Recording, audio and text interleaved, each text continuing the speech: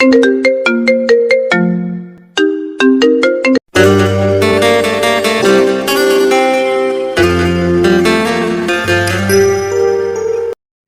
নতুন ভালোবাসার গল্প পেতে আমাদের চ্যানেলটি সাবস্ক্রাইব করে পাশে থাকা বেল আইকনে ক্লিক করুন। ধন্যবাদ। মা বলল, তোর স্বামীর জন্য রোজ রোজ ভাত রান্না করি নাকি? প্রতিদিন রাতে এসে বসে থাকে, লজ্জা শরম কিছু নাই নাকি? সে কি ভাত চাইছে মা? না চাইলেও তো আমরা বুঝি। তাছাড়া ড্রয়িং রুমে বসে থাকলে ডাইনিং রুমে বসে কিভাবে খাবো আমরা? আমার সঙ্গে যেভাবে করার কথা বলো সেভাবে ওর সঙ্গে বলতে পারো না মা? আমি তো পছন্দ করে বিয়ে করিনি, তোমাদের পছন্দের ছেলে। আমার হয়েছে যত জ্বালা। তোর বাবা নিজের রুমে বসে বকবক করে, সে নিজেও কিছু বলতে পারে, কিন্তু তা না করে সবকিছু আমার উপর। সত্যি করে বলো তো মা, তুমি আর বাবা আমাকে কি আর ওর সঙ্গে সংসার করতে দেবে না? পাগল নাকি তুই? তোর বাবা ডিভোর্সের সকল ব্যবস্থা করতে বলেছে উকিলকে। তাহলে কি আমি ওর সামনে গিয়ে আজকে সরাসরি বলে দেব যে আর কোনোদিন যেন আমাদের বাড়িতে না আসে? তার ডিভোর্স পেপার সে বাসায় পেয়ে যাবে। বলবো মা? পারবি শাকিলা? সেটাই বলে দে। প্রতিদিন আর সহ্য করতে পারি না। ঠিক আছে, যাচ্ছি আমি। ড্রয়িং রুমে বসে বসে সকালবেলার পুরনো পত্রিকা খুলে পড়ছে সাজ্জাদ, আমার স্বামী। আমি তার সামনে যেতেই সে দাঁড়িয়ে গেল। বাসা থেকে চলে আসার পর এটাই আমাদের প্রথম দেখা। সে ঠিক প্রতিদিন আসে, কিন্তু আমি কোনোদিন সামনে আসিনি। সেই চেহারা নেই, চোখগুলো কেমন কোটরে ঢুকে গেছে, সম্পূর্ণ পোশাক যেন অন্যরকম। এভাবে এর আগে কখনো দেখিনি ওকে। আমি বসতে বসতে বললাম, কেমন আছো? ভালো। চা নাস্তা করা হয়েছে? শুধু চা দিয়েছিল। তো বাসায় যাবে কখন? প্রতিদিন এত রাত করে বসে থাকো, বিরক্ত লাগে না? না, আর তোমার জন্য তো অপেক্ষা করি। তুমি সামনে এলে তো বসে থাকতে হতো না? আমার সঙ্গে তুমি কথা বলো না কেন? কথা বলতে ইচ্ছে করে না তাই বলি না।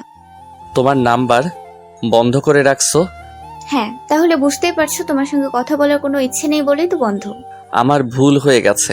কিসের ভুল সাজ্জাদ? আজও? তাহলে আমাকে রেখে কেন এখানে আছো? তুমি কি আমার সঙ্গে থাকবে না শাকিলা? না সাজ্জাদ, তুমি তো জানো সরাসরি কথা বলা আমার বেশ পছন্দের। আজও তোমার সামনে আসার কোনো ইচ্ছে ছিল না, কিন্তু তুমি তো প্রতিদিন রাতে এসে বসে থাকো, বিশ্রী লাগে। আমার কি করা উচিত? তুমি কি জানো হয়তো মা বাবা সবাই তোমার প্রতি খুব বিরক্ত? হ্যাঁ জানি, কিন্তু তুমি তো আমাকে পছন্দ করো, ভালোবাসো, তাই আসি। যদি বলি আমিও তোমার প্রতি খুব বিরক্ত, তবে কি আর আসবে না? মনে হয় আসবো না, কিন্তু আমি জানি তোমার কোনোদিনই বিরক্ত আসবে না। তোমার জানায় ভুল আছে। আমি তোমাকে এখন খুবই বিরক্ত মনে করি। না হলে অনেক আগেই তোমার সঙ্গে চলে যেতাম, না হলে একা একা বাসায় যেতাম। চুপচাপ একটা কথা বলবো? বলো। তুমি আর এসো না। বাবার এক বন্ধুর সঙ্গে বাবা আমাদের বিষয়ে কথা বলেছেন। তিনি মনে হয় শীঘ্রই ডিভোর্সের সকল কাগজপত্র নিয়ে আসবে। ও, তোমার ইচ্ছাতে? হ্যাঁ। আমি কি আমার অপরাধ জানতে পারি? তোমার কোনো অপরাধ নেই, তুমি অতিরিক্ত ভালো মানুষ, আর সেটাই তোমার সমস্যা। তবে বাবার সমস্যা হচ্ছে তোমার কারণে নাকি বাবার অফিসে একটা সমস্যা হয়েছে। হ্যাঁ, কিছুটা। আমাদের একটা কাজ তোমার বাবার অফিসের করার কথা ছিল।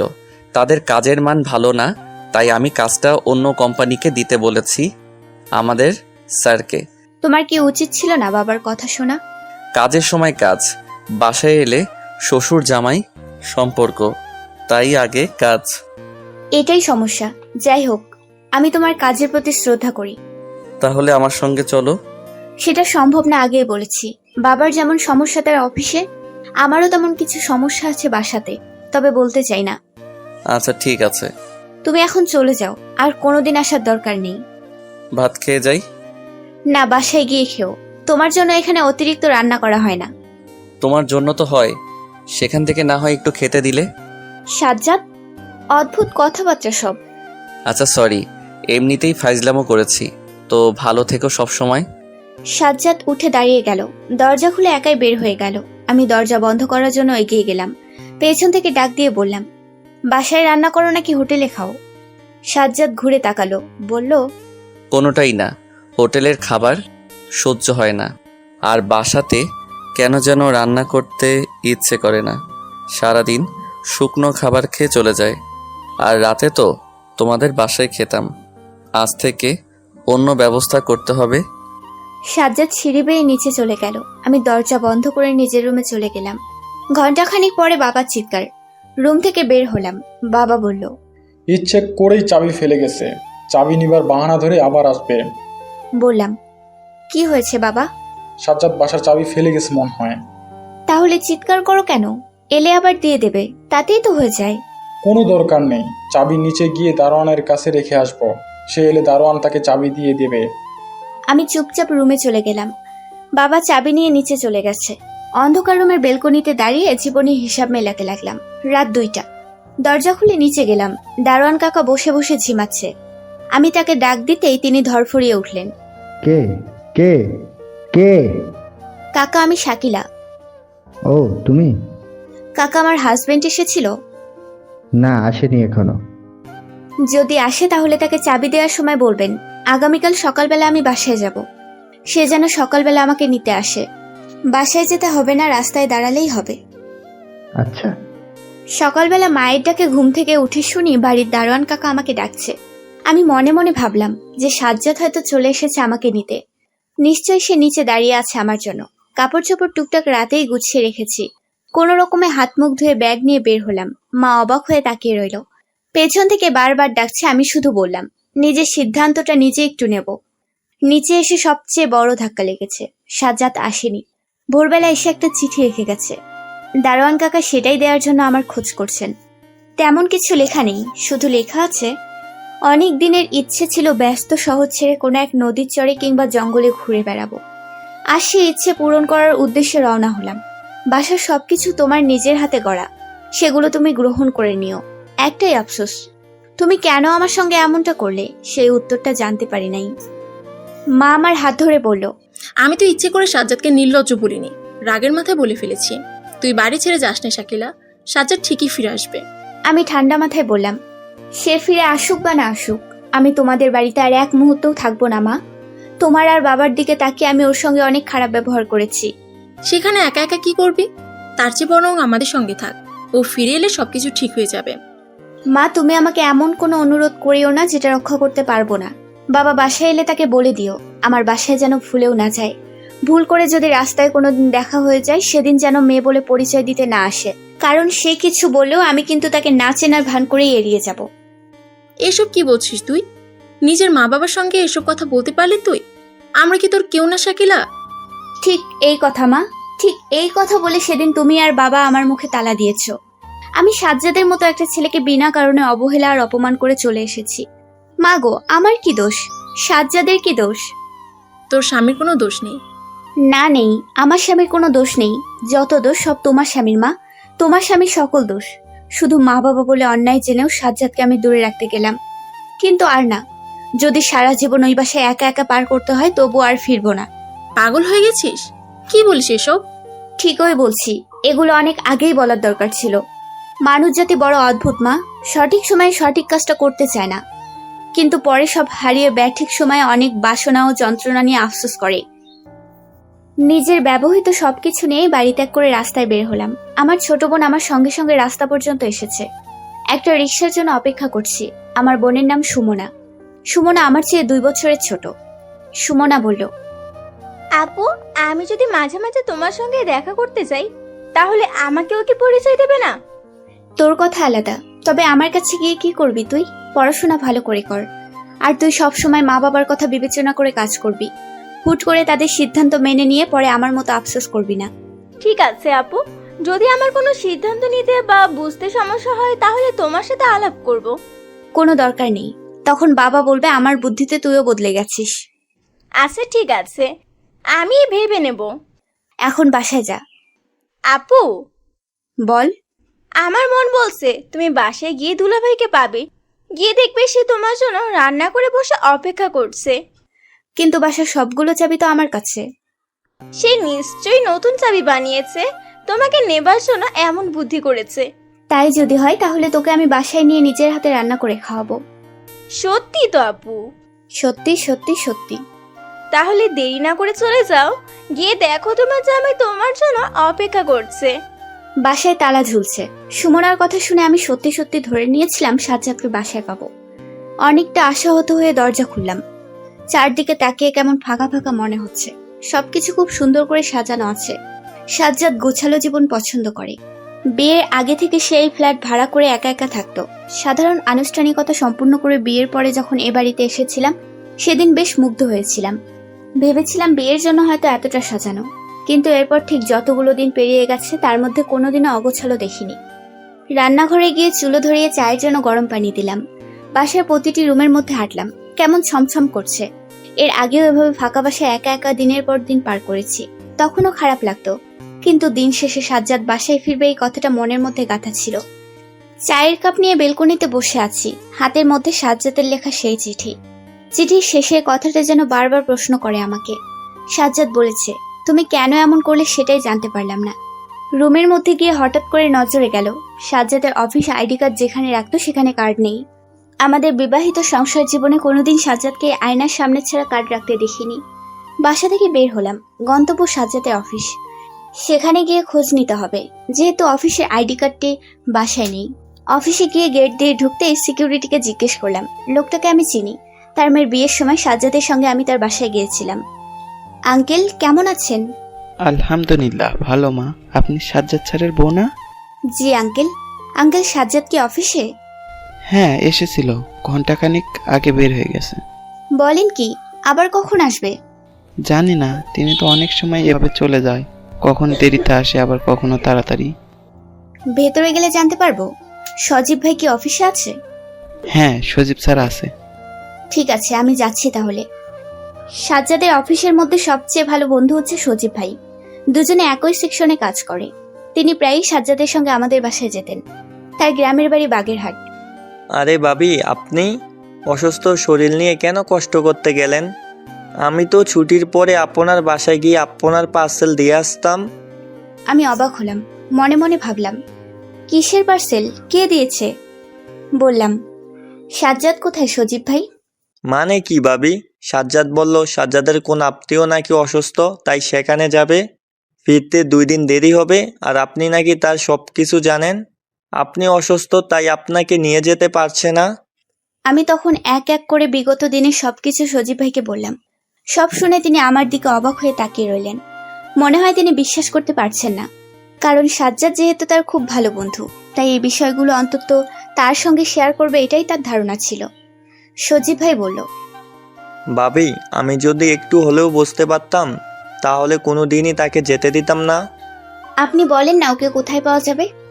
জানি না, তবে আমার বিশ্বাস সাজ্জাদ দ্রুত ফিরে আসবে। সাজ্জাদ কিন্তু আপনাকে প্রচুর ভালোবাসে ভাবি। আপনাকে ছেড়ে থাকতে পারা অসম্ভব তার কাছে। আমিও জানি, কিন্তু ভয়টা অন্য জায়গায়। কোন জায়গায়? ও কখনো আমার সঙ্গে রাগ করতো না। আমি যদিও ভুল করতাম না, তবুও সামান্য কিছু হলেও কখনো রাখতো না। কিন্তু আজ যেহেতু এত কিছু হয়ে গেছে, তখন ভয় হচ্ছে খুব। আমি আর কথা না বাড়িয়ে সজীব ভাইয়ের কাছ থেকে পার্সেল নিয়ে উঠে দাঁড়ালাম। তারপর আসে বলে পেছনে ফিরে হাঁটা শুরু করেছি। সজীব ভাই পেছন থেকে বলল, একটা কথা জিজ্ঞাসা করতে পারি ভাবি?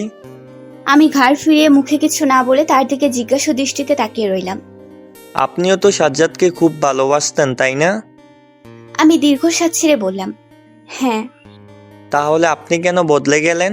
সাজ্জাদের মতো আমারও জানতে ইচ্ছে করছে। তাছাড়া আপনার এমনটা করার কারণ জানতে পারলে বুঝতে সুবিধা হতো, সে ফিরবে কি ফিরবে না। আরেকদিন বলবো সজীব ভাই, ভাববেন না এড়িয়ে যাচ্ছি। আরেকদিন সত্যি আপনাকে বলবো সবকিছু। বাসায় ফিরে আমি সবচেয়ে বেশি অবাক হয়ে গেলাম। কেন যেন বারবার মনে হচ্ছে বাসায় কেউ প্রবেশ করেছিল। বেলকনিতে বসে চা খেয়ে আমি সেখানেই চেয়ার রেখে গেছিলাম। চেয়ারের ওপর খালি কাপ ছিল, কিন্তু চেয়ার এখন ভেতরে, আর কাপটা রান্নাঘরে রাখা। পার্সেলের মধ্যে একটা চেক বই, সবগুলো পাতায় সিগনেচার করা, সঙ্গে একটা চিঠি। চিঠিতে মাত্র কিছু লাইন। আমার যতটুকু দরকার তা সঙ্গে নিলাম, বাকিটা তোমার জন্য রেখে গেলাম। সজীব খুব বিশ্বস্ত, তাই ওর হাতেই রেখে গেলাম। যখন দ্বিতীয় বিয়ে করবে তখন নিজেকে ডিভোর্সি বলবে না, বলবে তোমার স্বামী মারা গেছে। কারণ এই সমাজ ডিভোর্সি শুনলে নিচু চোখে দেখে। কতক্ষণ কান্না করেছি জানি না, কান্না করতে করতে কখন ঘুমিয়েছি তাও জানি না। যখন চোখ মেলে তাকালাম তখন চারদিকে অন্ধকার আর অন্ধকার। বাতি জ্বালিয়ে ফ্রেশ হলাম। সবকিছু কেমন যেন ভুতুড়ে মনে হচ্ছে। কখনো এত রাতে একা একা ছিলাম না বাসায়। যেদিন সাজ্জাদের বাসায় ফিরতে দেরি হতো সেদিন আগে বাড়িওয়ালার কাছে কল দিয়ে তার মেয়েকে আসতে বলতো। বিছানায় আমার মোবাইল পড়ে আছে, সেটা হাতে নিয়ে দেখি ছোট বোন সুমনা অনেকবার কল করেছে। এতবার কল দেবার কারণ বুঝতে পারছি না। হয়তো বাবা বাসায় ফিরে রাগারাগি করেছে, কিংবা কল দিয়ে বলবে, আপু তুমি হঠাৎ চলে গেছো, আমার একা একা ভালো লাগছে না। কল ব্যাক করলাম, সঙ্গে সঙ্গে সুমনা রিসিভ করে বলল, কল দিলাম, রিসিভ করো না কেন? ঘুমাচ্ছিলাম। বল এখন। আপু, দুলাভাই তো নোয়াখালী চলে গেছে। আমি আতকে উঠে বললাম, কে বলেছে? ফেসবুকে একটা ছেলে তার ছবি পোস্ট করেছে, আর তিনি বাসের ভেতরে ছিলেন। তার পাশের সিটেই দুলাভাই বসেছিল। সেই ছেলেটা ক্যাপশন দিয়ে লিখেছেন, চমৎকার একটা মানুষের সঙ্গে এবার ভ্রমণ করলাম, জীবনের স্মরণীয় একটা ভ্রমণ করলাম। সেই ছেলের সঙ্গে যোগাযোগ করার ব্যবস্থা কি? আমি যোগাযোগ করেছি, তার মোবাইল নাম্বারও রেখেছি। তুমি এক কাজ করো, তাকে কল দিয়ে শুধু বলবা তোমার নাম শাকিলা, আমি তাকে সব কিছু বলছি। সুমনার বোন বললেই চিনবে। নাম্বার নিয়ে কল দিলাম। এখন রাত 10টা পার হয়ে গেছে। আরো আগে সুমনার কল রিসিভ করতে পারলে খুব ভালো হতো। হ্যালো, আসসালামু আলাইকুম। ওয়ালাইকুম আসসালাম। ভাইয়া, আমি সুমনার বোন শাকিলা। সুমনা নামের কোনো মেয়ের সঙ্গে কথা হয়েছে আপনার? জি আপু। ভাই, সাজ্জাদ কোথায়? আপু, সেই ভাইয়াটা দুধ মাখা বাজার নেমে গেছে, আর আমি এসেছি বসুর হাট।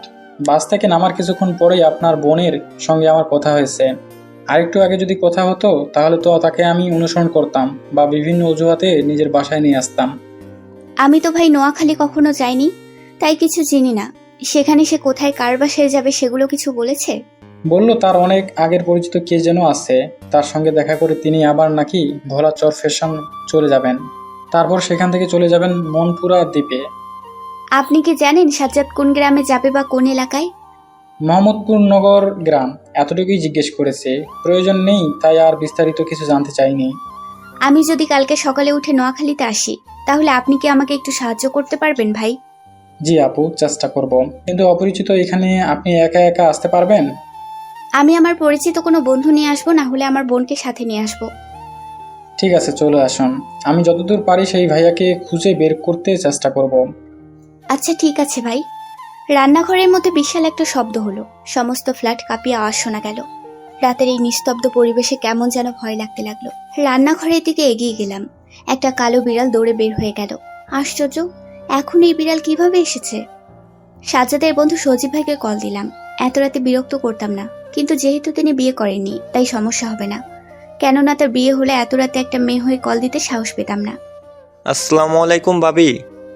ওয়ালাইকুম আসসালাম। সজীব ভাই, আমি দুঃখিত বিরক্ত করার জন্য। ছি ছি, লজ্জা দিচ্ছেন কেন? আমি কল দিতাম কিছুক্ষণ পরে। বাসায় ফিরতে দেরি হয়ে গেছে ভাবি। সাজ্জাদ নেই, তার সব কিছু আমাকেই করা লাগে। সাজ্জাদ যখন ছিল তখন সারাদিন আমার তেমন কিছু করতে হতো না। মুহূর্তের মধ্যেই সে কিভাবে যেন সব কিছু করে ফেলতো। কাজের জন্য সাজ্জাদ সিনিয়র জুনিয়র সবার কাছে খুব প্রিয়। সাজ্জাদ নোয়াখালী গেছে সজীব ভাই। বলেন কি? কিভাবে জানলেন? আপনার সঙ্গে কথা হয়েছে সাজ্জাদের? আমি সংক্ষিপ্ত করে সবকিছু বললাম। সজীব ভাই অবাক হয়ে গেছে। তিনি হয়তো ধারণা করতে পারেন নাই সাজ্জাদ এতদূর চলে গেছে। বললাম, সজীব ভাই, আমি আগামীকাল সকালে উঠে নোয়াখালী যেতে চাই। আপনি আমার জন্য একটা ব্যবস্থা করে দেবেন? আপনার যেহেতু অফিস রেখে যেতে পারবেন না, না হলে আপনাকেই সঙ্গে করে নিয়ে যেতাম সজীব ভাই। ঠিক আছে, আমি ব্যবস্থা করব। একাই যাবেন নাকি সঙ্গে কাউকে নেবেন? একাই যাব।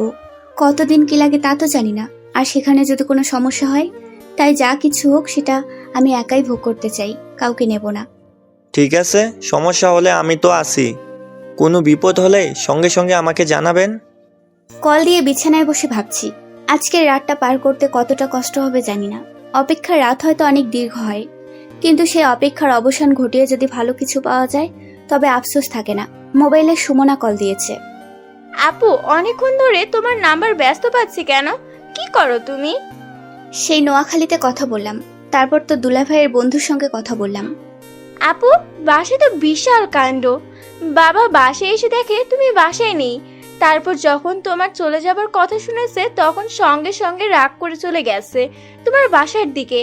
এতক্ষণে হয়তো পৌঁছে যাবার কথা। বাবার সঙ্গে অনেক হিসাব করে কথা বলবে, তুমি কিছুতেই আসবে না। আমি তোমাকে কিছু গোপন কথা বলবো। দুলাভাইকে বাবা একদম সহ্য করতে পারে না। এর পেছনে খুব বড় ধরনের কারণ আছে। কি কারণ? সাক্ষাতে বলবো। তুমি আপাতত বাবাকে কি কি বলবে সেটা সাজিয়ে রাখো।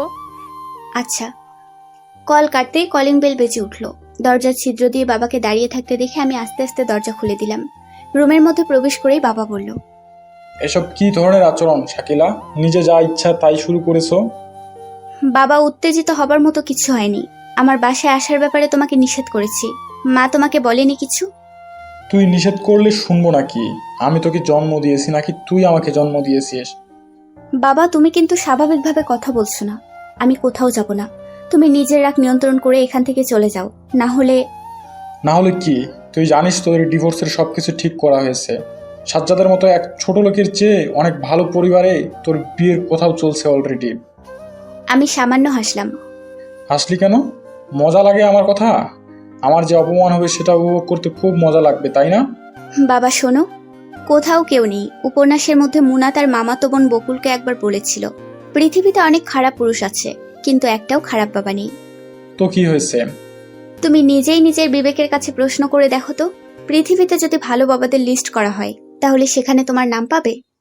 তোর কি ধারণা আমি খুব খারাপ বাবা? হ্যাঁ, কিছুটা। কেন, কি করেছি আমি? তোর সুখের জন্য সব করতে পারি, সেজন্য অপরাধী আমি? আমার সুখের জন্য মানে? বলো যে তোমার স্বার্থ হাসিলের জন্য তুমি আমাকে ব্যবহার করেছো। নিজের স্বার্থের জন্য তুমি আমাকে ব্যবহার করে উপরে উঠতে চাও বাবা। কি বলতে চাস তুই? সাজ্জাদের সঙ্গে তুমি আমার বিয়ে দিয়েছিলে কারণ তোমার অনেক অফিসিয়াল 2 নম্বরই কাজ করতে পারবে বলে। কিন্তু বিয়ের পর যখন তুমি দেখতে পেলে আত্মীয় স্বজনের থেকেও সৎ থাকাটা সাজ্জাদ বেশি গুরুত্ব দেয়, তখন তুমি আফসোসে পড়তে লাগলে। তারপর থেকে তুমি আমাদের আলাদা করার ব্যবস্থা করতে চেষ্টা করলে। ফালতু কথা একদম বলবি না। তুমি এখন আবার আমার বিয়ে ঠিক করছো, নিশ্চয়ই সেখানে আরো বড় স্বার্থ আছে। সাজ্জাদের বাচ্চা তোর মগজটা একদম নষ্ট করে দিয়েছে। ওকে যদি একবার হাতের কাছে পাই তবে খুন করে দেব তাকে।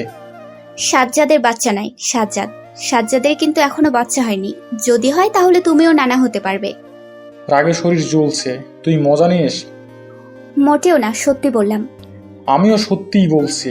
ওকে যদি আমি চোখের সামনে পাই তাহলে খুন করে দেব। আমার অনেক ক্ষতি করেছ। ভেবেছিলাম তোকে ওর থেকে ডিভোর্স করিয়ে তারপর একটা বড় ধরনের ব্যবস্থা করব, কিন্তু এখন তো তার আগেই করা দরকার। তোকেও সে কেড়ে নিয়েছে। বাবা গজগজ করতে করতে বের হয়ে যাচ্ছে। আমি তার পেছনে পেছনে গিয়ে দরজা ধরে দাঁড়িয়ে বললাম, মাকে বলে দিও আমাকে ক্ষমা করতে, আর আজ থেকে যেন তাহাজ্জুদ নামাজ পড়ে তোমার হেদায়েতের জন্য দোয়া করে। কেন? তুমি শুধু এটুকু বলে দিও। বাবা চলে গেল। দরজা বন্ধ করে সুমনার কাছে কল দিয়ে মায়ের সঙ্গে কথা বলতে চাইলাম।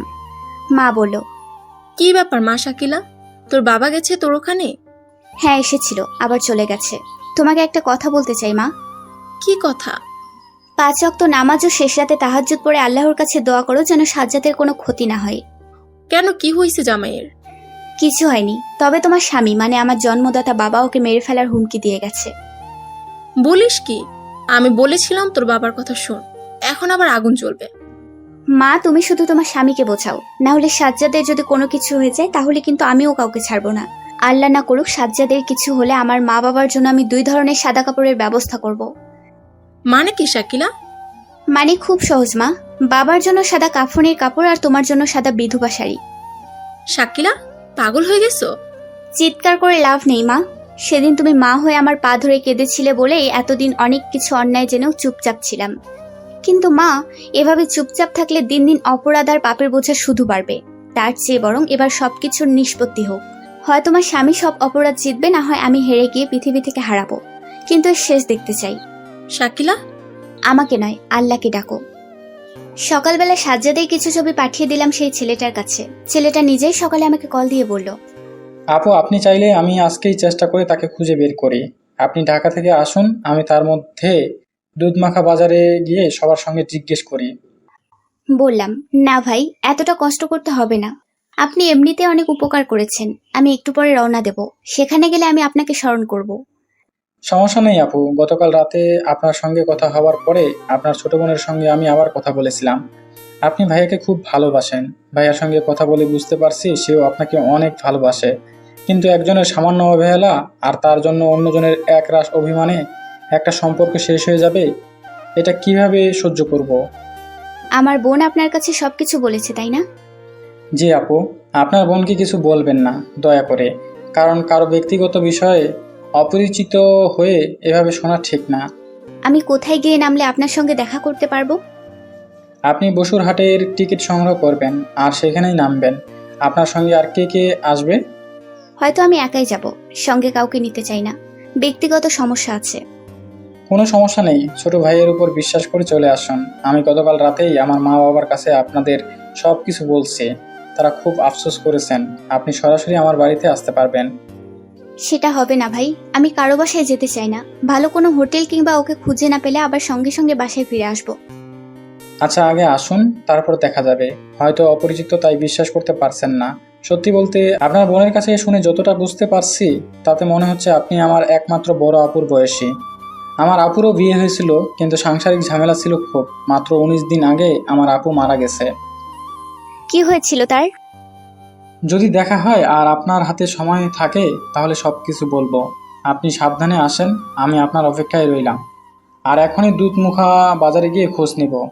কিভাবে কি করবেন? বাজারের সকল সিএনজি ও রিক্সাওয়ালাকে ছবি দেখিয়ে জিজ্ঞেস করব। তারপর না হলে সেই মোহাম্মদনগর গ্রামের মধ্যে যাব।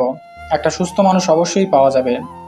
অবশ্যই পাওয়া যাবে। এই বাক্যটা শুনে আমার বুকটা কেঁপে উঠল, চোখ দিয়ে অজান্তে পানি বের হয়ে গেল। আমি কাঁদো কাঁদো কণ্ঠে বললাম, তাই যেন হয় ভাই। এই বোনের ভুলের প্রায়শ্চিত্ত করার সুযোগ করে দিও। আমি যে অন্যায় তার সঙ্গে করেছি সেটা যে আমাকেই সমাধান করতে হবে ভাই। আপনি আসেন, আমি ব্যবস্থা নিচ্ছি। ইনশাল্লাহ খুঁজে পাবো। আপনি কাঁদবেন না আপু। সজীব ভাই আমাকে বাসে উঠিয়ে দিয়ে টিকিট হাতে দিয়ে বলল, সাবধানে থাকবেন ভাবি, অপরিচিত স্থান, তাই সব কিছু দেখে নেবেন। আর আপনাকে যে মেয়ের নাম্বার দিলাম তার বাসা নোয়াখালী সদরে। কিন্তু আমি তো বসুরহাট যাব। সমস্যা নেই ভাবি, আপনি সেখানে কাজ শেষ করে সাজ্জাদকে পান বা না পান, তবুও আশেপাশে পরিচিত কেউ নেই। তাই দিন শেষে যেন সেখানে গিয়ে যেন থাকতে পারেন। ধন্যবাদ ভাই। আমি সব সময় কল দিয়ে খোঁজ নিব, আপনি কোনো চিন্তা করবেন না। আচ্ছা ঠিক আছে। কুমিল্লা হোটেল থেকে গাড়ি বের হতেই বসুরহাট থেকে সেই ছেলেটা কল দিল। এখনো নামটা জানা হয়নি, তাই রিসিভ করে বললাম, আমি এখনো আপনার নাম জানি না ভাই। আমার নাম ফেরদৌস আহমেদ। আমি আপনার ছোট হব, তাই তুমি করে বলবেন। কোনো খবর পেলে? হ্যাঁ আপু, সেজন্য কল দিলাম। আপনি তাড়াতাড়ি চলে আসেন। একটা সিএনজি নিয়ে তিনি সেই গ্রামে গেছিলেন। ড্রাইভার তাকে যেখানে নামিয়ে দিয়েছে সেই স্থানটার নাম জেনে নিয়েছে। কার বাড়িতে গেছে জানো কিছু? না আপু, যেখানে নেমেছেন সেখান থেকে নাকি সামনে একটা রাস্তা ছিল, সেই রাস্তা দিয়ে তিনি হেঁটে হেঁটে চলে গেছে। কিন্তু সমস্যা নেই, কারণ সেখানে গিয়ে আশেপাশে খোঁজ নিলেই পাওয়া যাবে ইনশাআল্লাহ। আমি তো কেবল কুমিল্লা পার হলাম, এখনো ঠিক কতক্ষণ লাগবে বুঝতে পারছি না। মোটামুটি বিকেল 3টা বা 3:30টার মধ্যে পৌঁছে যাবেন হয়তো। দিন থাকতে এলে বেশি ভালো হবে। আমি কিন্তু এখন সিএনজি নিয়ে সেই গ্রামের মধ্যে যাচ্ছি। শুক্রিয়া ভাই। আমি সেখানে গিয়ে আশেপাশের সবার কাছে জিজ্ঞেস করে বের করব। আপনি ফেনী মহিপাল স্টেশন এলে আমাকে জানাবেন, তাহলে আমি বসুরহাট বা দুধমুখা বাজারে দাঁড়াবো। আমি তো চিনি না মহিপাল। দেখবেন বাস থেকে যাত্রী নামবে সেখানে, আর না হলে দেখবেন একটা ফ্লাইওভারের নিচ থেকে গাড়ি ডান দিকে মোড় নেবে। তখন রাস্তার পাশে দোকানে তাকিয়ে সাইনবোর্ডে লেখা পড়বেন। আচ্ছা।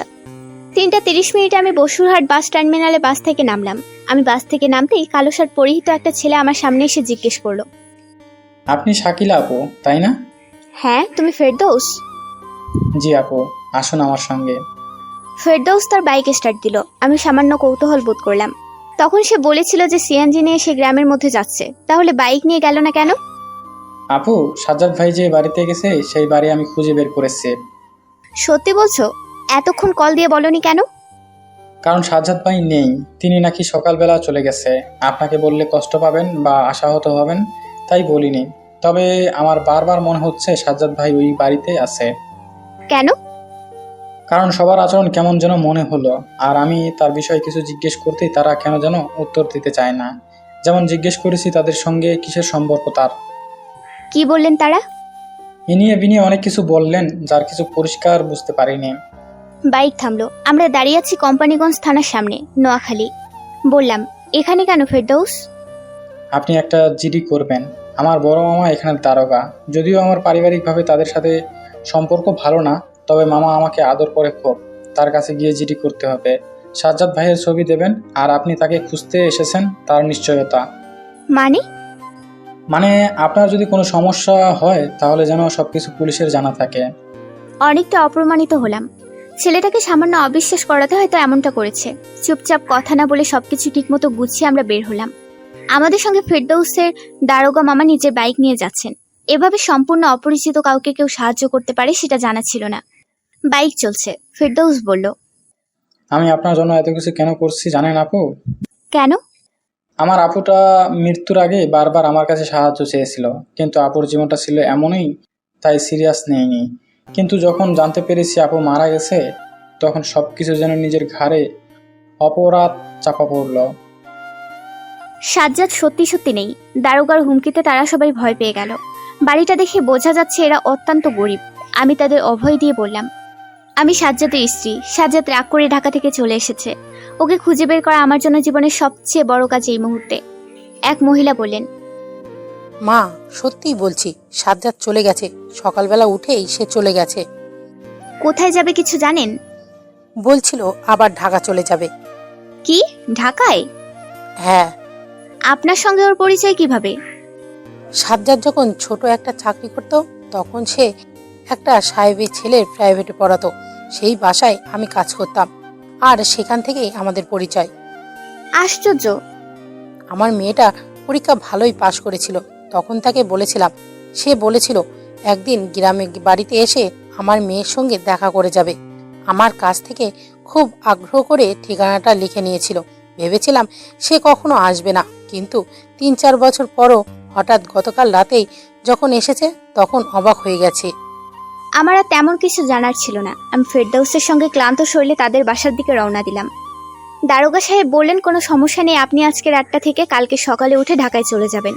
ফেরদৌসের বাসায় এসে সত্যি অবাকের চেয়ে বেশি অবাক হলাম। তার মা বাবা আমাকে অনেক আদর আপ্যায়ন করতে লাগলো, ঠিক যেন তার নিজের মেয়ে আমি। কিন্তু আমরা তো বাঙালি, তাই অতিরিক্ত আদরের মধ্যে রহস্যের গন্ধ পাচ্ছি। কথাই বলে অতিভক্তি চোরের লক্ষণ। রাত 11টা। আমাকে আলাদা রুমের মধ্যে ঘুমানোর ব্যবস্থা করে দেওয়া হয়েছে। মোবাইল সাইলেন্ট করে ক্লান্তি আর কান্না নিয়ে ঘুমিয়ে পড়লাম। সজীব ভাইয়ের সঙ্গে আগেই কথা হয়েছে। সাজ্জাদ যদি ঢাকায় গিয়ে তার সঙ্গে যোগাযোগ করে, তাহলে তিনি সঙ্গে সঙ্গে জানাবেন বলেছে। পরের দিন সকাল, ঘুম থেকে উঠে মোবাইল হাতে নিয়ে দেখি অনেকগুলো মিসড কল। সুমনা, সজীব ভাই, অপরিচিত এমন অনেক নাম্বার দিয়ে কল এসেছে। আমি সবার আগে সজীব ভাইয়ের নাম্বারে কল ব্যাক করলাম। সজীব ভাই রিসিভ করে উৎকণ্ঠিত গলায় বলল, ভাবি, আপনি কোন জায়গায়? আমি তো নোয়াখালী সেই ফেরদৌসের বাসায়। সর্বনাশ হয়ে গেছে ভাবি। কি হয়েছে সজীব ভাই? আপনার বাসা থেকে কেউ কল করেনি? করেছে, কিন্তু কথা হয়নি। গতকাল রাতে সাজ্জাদ আপনাদের বাসায়, মানে আপনি আর সাজ্জাদ যেখানে থাকতেন, সেখানে আপনার বাবাকে খুন করেছে। আপনার বাবার লাশ পোস্টমর্টেম করতে নেওয়া হয়েছে। সাজ্জাদ তো হসপিটালে, কারণ তাকে পাওয়া গেছে অজ্ঞান অবস্থায়। মাথায় একটা লোহার রড দিয়ে আঘাত করা হয়েছে। তবে পুলিশের ধারণা এটা সাজ্জাদ নিজের ইচ্ছা করে করেছে। আপনার বাবাকে খুন করে তারপর নিজেকে নিজে আঘাত করে অজ্ঞান হয়েছে। আমি হাউমাউ করে বললাম, কি বলছেন সজীব ভাই? এটা শোনার জন্য আমি বেঁচে আছি? সাজ্জাদের অবস্থা বেশি ভালো না ভাবি। পুলিশ হাসপাতালেই তাকে পাহারা দিচ্ছে। আপনি আজ এক্ষুনি ঢাকায় আসেন। আজ যা হবার তা তো হয়ে গেছে। আসার সময় নিজেকে শক্ত রাখবেন। সজীব ভাই, আপনি কি অফিসে? হ্যাঁ ভাবি, কিছুক্ষণ আগে এসেছি। আমার বাসায় মা আর সুমনার কি রকম অবস্থা এখন? নিশ্চয় কান্না করে সবাই। তা তো কবেই ভাবি। আমি সকালে গিয়েছিলাম আপনাদের বাসায়, তখন সেখানে অনেক মানুষ উপস্থিত ছিল। ওনার মা বেশি ইমোশনাল হয়ে গেছে, চিৎকার দিয়ে শুধু আপনাকে বকাবকি করে। আপনি নাকি সব কিছুর জন্য দায়ী। মা এখন কোথায়? তাকে বাসায় পাঠানো হয়েছে, আর আপনাদের সেই ফ্ল্যাট পুলিশ লক করে দিয়েছে। বিভিন্ন তদন্ত করার জন্য কারুর প্রবেশ নিষেধ ঘোষণা করা হয়েছে সেখানে। ফেরদৌসের বাসায়। তার বাবা মা যখন আমার মুখে শুনলেন, তখন সবাই হা হয়ে গেল। সকলের কাছে যেন অবিশ্বাস্য ঘটনা বর্ণনা করেছি আমি, তাই তারা নির্বাক। আমি দ্রুত বের হবার প্রস্তুতি নিলাম। চোখ দিয়ে সেই তখন থেকে পানি বের হওয়া শুরু করেছে, আর এখনো অনবরত চলেছে। তখন ফেরদৌস বলল, আপু, আমিও আপনার সঙ্গে যাব। কেন? আপনি যেতে পারবেন না। পথে যদি নতুন কোনো বিপদ হয়, তাহলে তো সমস্যা হবে। আমার কিছু হবে না। তুমি বাড়িতে এসেছো, তাই আমার জন্য এখন আর যেতে হবে না। আপনাকে দিয়ে আমি আবার আসব। অনেক চেষ্টা করেও একা বের হতে পারিনি, তাই ফেরদৌসকে সঙ্গে নিয়ে রওনা দিলাম। একটু পরে পরে বাবার মুখটা চোখের সামনে ভেসে উঠবে বুঝতে পারিনি। সেদিন রাতে যদি বুঝতাম বাবার সঙ্গে আর কোনোদিন দেখা হবে না, তাহলে এতটা খারাপ ব্যবহার করতাম না হয়তো। নিজেকে খুব অসহায় লাগে। ঢাকায় পৌঁছে সরাসরি হাসপাতালে গেলাম। সজীব ভাই হাসপাতালের সামনেই দাঁড়িয়ে আছে। তিনি কিছুক্ষণ আগে এসেছেন। আমি তার সঙ্গে উপরে উঠলাম। ফেরদৌস আমার সঙ্গেই আছে। সাজ্জাদ আইসিইউতে চিকিৎসাধীন অবস্থায় আছে। তার সঙ্গে দেখা করে কোনো লাভ নেই, তাই বাইরে এসে ডাক্তারের সাথে কথা বলার জন্য বসে আছি। ভেবেছিলাম বাসার কাউকে হয়তো পাওয়া যাবে। বাসে করে আসার সময় সুমনার নাম্বারে কল দিয়েছি, কিন্তু রিসিভ করে নাই। সজীব ভাই বলল, অনেক রক্ত বের হয়ে গেছে আর মাথার মধ্যে রক্ত জমছে। একবার একটু জ্ঞান ফিরেছিল, তারপর থেকে আবার অজ্ঞান হয়ে আছে। বললাম, পুলিশ কিভাবে খবর পেল? ফজরের নামাজ পড়ার জন্য আপনাদের ফ্ল্যাটের উপরতলায় একটা লোক মসজিদে যাচ্ছিলেন। তিনি সিঁড়ির চৌকাঠে রক্তের দাগ দেখতে পান। তারপর বাড়িওয়ালাকে ডাকেন, দরজা খোলা ছিল। তারা ভিতরে প্রবেশ করে দেখেন আপনার বাবা ছুরি পেটে অবস্থায় পড়ে আছে, আর কাছেই সাজ্জাদ রক্তাক্ত মাথা নিয়ে শুয়ে আছে। সঙ্গে সঙ্গে পুলিশ ডাকা হলো। পুলিশ এসে চেক করে সাজ্জাদকে জীবিত উদ্ধার করে। আপনার বাবা মারা গেছে সেটা সেখানেই বোঝা গেছে। আমি কি আমার বাসায় যেতে পারবো? জানি না ভাবি, দারোগা সাহেব এলে তার কাছে জিজ্ঞাসা করে জানতে হবে। বাবার লাশ কোথায়? পোস্টমর্টেম শেষ হয়ে গেছে। আপনার কাকারা এসেছেন, তারা হয়তো লাশ গ্রামের বাড়িতে নিয়ে যাবেন। আমি এখনই যেতে চাই। এখানে তো সাজ্জাদের সঙ্গে ডাক্তার নার্স আছে। বাবাকে শেষ দেখা তো দেখতে হবে। খুব কষ্ট লাগছে সজীব ভাই। ভাবি একটা কথা, জি বলেন। আপনাকে সাজ্জাদ যে চেক বই দিয়েছিল সেটা কি আপনার কাছে আছে? আমি কিন্তু জানতাম আপনার কাছে চেক বই আছে, কিন্তু সকালবেলা পুলিশ তল্লাশি করার সময় পাওয়া গেল না। আমি আশ্চর্য হয়ে গেলাম। বলেন কি? আমি তো সেটা আমাদের বেডরুমে বালিশের তলায় রেখে দিয়েছিলাম। পুলিশ তো ভালো করে তল্লাশি করেছে, তাহলে পেল না কেন? যদিও আমি চেক বইয়ের কথা কিছু বলিনি, কিন্তু মনে মনে ছিল, কারণ আপনি সঙ্গে করে নিয়ে যাবেন না সেটা ধারণা ছিল। তাহলে চেক বই কে নিয়েছে? তা তো জানি না ভাবি। আচ্ছা, এটা পুলিশের কাছে বললেই ভালো হবে। খুনের সঙ্গে টাকার কোনো সম্পর্ক থাকতে পারে। কিন্তু চেক বইয়ের কথা আপনি আমি সাজ্জাদ ছাড়া আর কি কেউ জানে? জানার কথা নয়। পুলিশ এগুলো বের করতে পারবে। আগে চলুন আপনার বাবার লাশ দেখবেন। সজীব ভাইয়ের মুখটা হঠাৎ করে কেমন পরিবর্তন মনে হলো। নিজে একটু বিব্রত হয়ে গেছে। হাসপাতাল থেকে বের হব এমন সময় পুলিশের সঙ্গে দেখা হয়ে গেল। ওসি সাহেব বললেন, কোথায় যাচ্ছেন? আমি বাবার লাশ দেখতে যাব। আপনার বাবার লাশ গ্রামের বাড়িতে নিয়ে চলে গেছে। আপনাকে এখানে আমাদের সঙ্গে থানায় যেতে হবে। আশ্চর্য হয়ে বললাম, মানে কি? সজীব ভাই বলল, কিন্তু কেন অফিসার? তার বাবার হত্যার দায়ে সাজ্জাদের সঙ্গে সঙ্গে তার নামেরও মামলা করা হয়েছে। তার মা নিজেই মেয়ের বিরুদ্ধে মামলা করেছেন। সুতরাং আপনার স্বামী যেহেতু অসুস্থ, সেহেতু আপাতত আপনি আমাদের সঙ্গে চলুন। পাগল হয়েছেন আপনারা? আমার মা এখন শোকের আবহে কত কিছু বলবে, আর তাই বলে আমাকে ধরে নিয়ে যাবেন? কিছু করার নেই, মামলায় আপনার নাম। আর সাজ্জাদ খুন করেছে সে কথা কিভাবে বলেন আপনারা? সে নিজে আহত হয়ে এখন মৃত্যুর সঙ্গে লড়ছে, তাকেও সন্দেহ? দেখুন, আপনার স্বামী অভিনয় করতেছে। তিনি মনে হয় ভাবতে পারেননি রডের আঘাতে বেশি জোরে লেগে যাবে। শ্বশুরকে হত্যা করে নিজে হালকা অসুস্থ হওয়ার জন্য একা একা আঘাত করেছে। কিসের ভিত্তিতে বলছেন? সন্দেহের ভিত্তিতে। আমরা সবসময় সন্দেহ থেকে আসামি শনাক্ত করা শুরু করি, তারপর সেই তালিকা থেকে খুনি বেরিয়ে আসে। পুলিশের সঙ্গে তর্কে জড়িয়ে বাবার লাশের সঙ্গে দেখা করতে না পেরে মুমূর্ষ স্বামীকে হাসপাতালে রেখে আমি জেলে চলে এসেছি। সজীব ভাই প্রতিদিন দেখা করতে এসেছে, কিন্তু আমার মা কিংবা বোন কেউ আসেনি। তারা নাকি এখনো গ্রামের বাড়িতে। এদিকে সাজ্জাদ এখনো কথা বলতে পারে না। আমি 4 দেয়ালে বন্দী হয়ে সারাদিন সারারাত কান্না করে শুধু চোখে পানি বিসর্জন করা ছাড়া কিছু করতে পারি না। আল্লাহকে বারবার বলছি, বাবাকে তো কেড়ে নিয়েছো, এবার আমার স্বামীকে যেন না নেয়। সাজ্জাদ সুস্থ হলেও আরেক বিপদ। পুলিশ তখন তাকেও ধরে নিয়ে আসবে জেলে। মাঝে মাঝে আমারও কেমন সন্দেহ হয়, সত্যি সত্যি কি সাজ্জাদ আমার বাবাকে খুন করেছে? সবকিছুর জন্য নিজেকে দোষী মনে হয়। সেদিন রাতে আমি যদি এভাবে অপমান না করতাম, কিংবা সকালবেলা বাসা থেকে বের হয়ে না আসতাম, তবে এত কাহিনী হতো না। ফেরদৌস দিনের মধ্যে 2 বার দেখা করতে আসে আমার সঙ্গে। গতকাল বলল একজন গোয়েন্দা তার পরিচিত আছে। আমি তাকে বলেছিলাম যে তাহলে কথা বলে নিয়ে আসো। সবকিছু চোখের সামনে কেমন কুয়াশার মতো মনে হয়। কুয়াশা যেমন অন্ধকার করে রাখে কিন্তু ছোঁয়া যায় না, তেমনি আমার সামনে মাত্র কয়েকদিনের ঘটিত জটিলতা কুয়াশার মতো লাগে। শাকিলার নিজের মুখের বর্ণনা শেষ। হালকা অন্ধকার ঘরে বসে বসে এতক্ষণ ধরে সবকিছু শুনছিলেন সাজু ভাই। প্রায় 1.5 ঘন্টা সময় লেগেছে শাকিলার মুখের বর্ণনা শুনতে। সেদিন রাতে সাজ্জাদের সেই ড্রয়িং রুমে বসে থাকা হতে শুরু করে জেলে আসা পর্যন্ত সকল ঘটনা বলে হাফ ছেড়েছে শাকিলা। সাজু বলল, আপনার কষ্টের কথাগুলো বলে আরো কষ্ট পেয়েছেন বুঝতে পারছি। আমার কিছু তদন্তের জন্য সম্পূর্ণ ঘটনা জানার দরকার ছিল, তাই জেনে নিলাম। কিন্তু আপনার বলা ঘটনার মধ্যে থেকে আমার বেশ কিছু প্রশ্ন আছে। জি করতে পারেন, কিন্তু আপনাকে যেভাবেই হোক আমার বাবার আসল খুনি বের করতে হবে। আমি আমার স্বামীকে সন্দেহ করতে চাই না, কিন্তু আমার বাবার আসল খুনি ধরা পড়ুক সেটাই কামনা করি।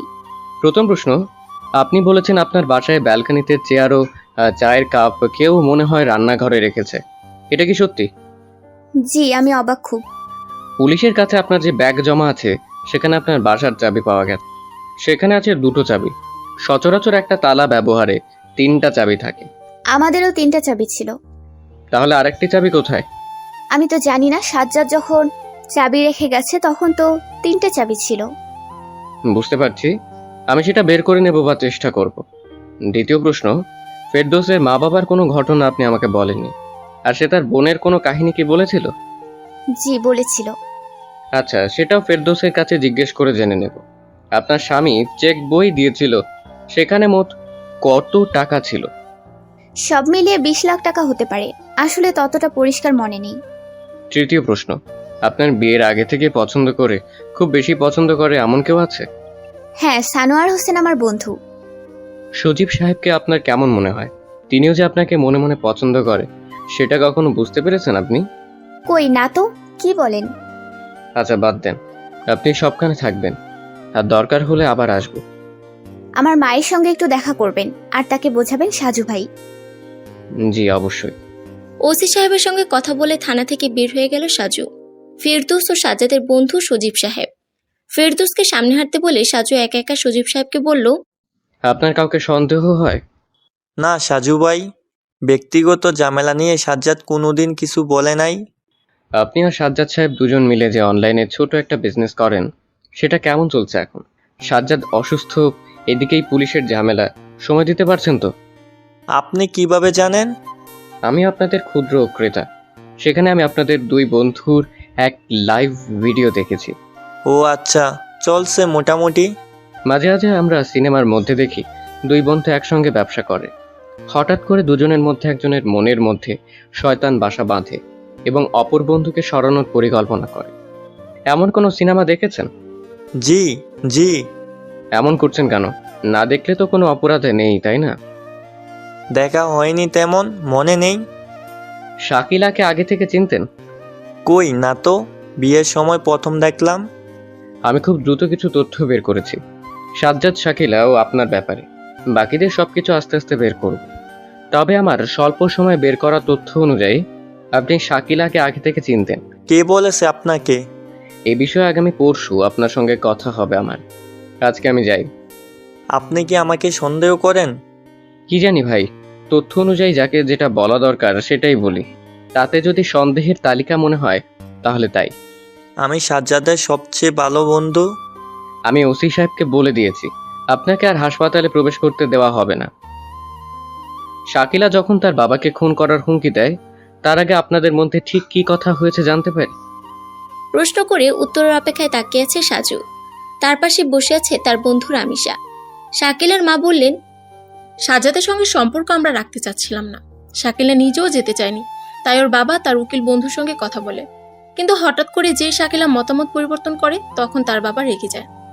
আপনি একজন মা, নিজের মেয়ের সংসার রক্ষা করার জন্য কখনো স্বামীকে বুঝিয়েছেন? আমি আমার স্বামীর কথার উপর কোনোদিন কথা বলতে পারতাম না, কারণ তিনি কখনো কোনো ভুল সিদ্ধান্ত নিতেন না। আমার মনে হচ্ছিল তিনি শাকিলার বিষয়ে সঠিক সিদ্ধান্ত নিচ্ছেন। হাদিস অনুযায়ী একটা পুরুষের চরিত্র সম্পর্কে তার স্ত্রী সবচেয়ে বেশি জানেন। আপনি আপনার স্বামীকে ঠিক কতটুকু ভালো মনে করতেন? তিনি যা করতেন সবকিছুই কি ঠিক? দেখুন, পৃথিবীতে সকল মানুষের ভুল ত্রুটি আছে বা থাকবে, তবে ব্যক্তিগত হিসেবে আমার স্বামী খুব ভালো মানুষ ছিলেন। তাহলে আপনি শাকিলার পা ধরে কেন একদিন বলেছিলেন, তোর বাবার কথা শোন, না হলে তো আমাদের সংসারে অশান্তি আসবে? এই কথা বলে কেন তার সাজ্জাদের সঙ্গে তাকে খারাপ ব্যবহার করতে বাধ্য করেছেন? দেখুন, এটা পুরোপুরি সত্যি নয়। তাছাড়া মাঝে শাকিলা নিজেই সাজ্জাদকে সহ্য করতে পারত না, সে বিবাহিত অবস্থায়। এতটুকু বলতেই পাশে দাঁড়িয়ে থাকা সুমনা বলে উঠল, মা, কি সব বলছো? সাজু বলল, দেখুন, আমার কাছে কিছু গোপন করতে গেলে আপনারা বিপদে পড়বেন, কারণ আমি সত্যিটা খুঁজে বের করবই। কিন্তু আপনারা যদি কিছু গোপন করেন, তারপর সেটা আমাকে খুঁজে বের করতে হয়, তাহলে তখন সম্পূর্ণ সন্দেহ আপনাদের উপর এসে পড়বে। তাই একটা কথা গোপন করতে গিয়ে অনেকটা মিথ্যে বলা বিরত থাকুন। সুমনা বলল, আমরা কিছু লুকাইনি। শাকিলা তার স্বামীর সঙ্গে রাগ শেষে যতদিন এই বাড়িতে ছিল তখন কোন রুমে থাকতো?